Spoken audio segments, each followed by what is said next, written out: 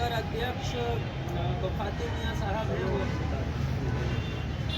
आज हम पहलगांव में जो हमारे साथी हमारे देश के नागरिक जो शहीद किए गए हैं उनको हम तमाम कांग्रेस जन श्रद्धांजलि उनको खिराज अकीदत पेश करने आए हैं। और क्यों ना करें कि हमारे देश में एक ऐसी ये घटना हुई है जिसमें हर देशवासी को उसके दिल को झकझोर कर रख दिया है। और इस घटना को अंजाम देने के लिए एक हिंदू मुस्लिम एंगल का भी इस्तेमाल किया गया है।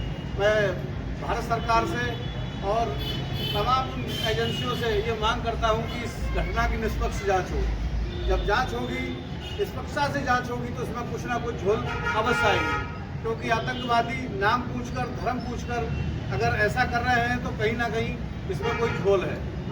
ये बदनाम करने की, मुसलमानों को बदनाम करने की साजिश है, जबकि हकीकत ये है कि वहाँ के मुसलमानों ने अपनी पीठ पर लाद कर लोगों को बचाया। वहाँ पर अपने एक भाई ने तो हमारे उसकी राइफल छीनने का कोशिश की और राइफल छीन करके अपनी जान दे दी, लेकिन उन्हें लोगों को बचाया।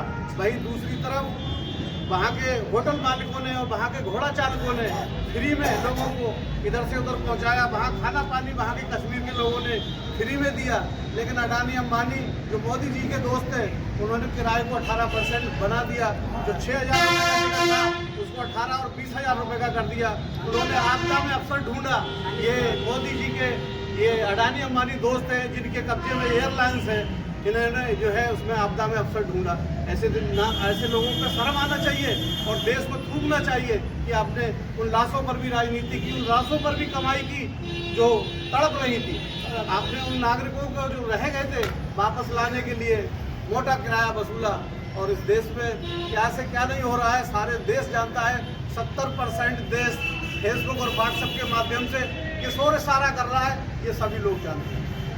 मैं बस इतना ही कहना चाहता हूँ कि इसकी जांच निष्पक्ष हो और दोषियों को सजा मिले, चाहे वो पाकिस्तान हो चाहे अफगानिस्तान हो। जहाँ से भी आतंकवाद बढ़ रहा है वहाँ पर तुरंत कार्रवाई होना चाहिए। भाई आपकी जो हमारे साथियों ने कहा कि आपकी इतनी सुरक्षा है, आपने 370 लगा के जो आतंकवाद खत्म कर दिया था, नोटबंदी करके उसकी कमर तोड़ दी थी, लेकिन अब कमर में खूंटा किसने गाड़ दिया? अब कमर सीधी कैसे हो गई आतंकवाद की?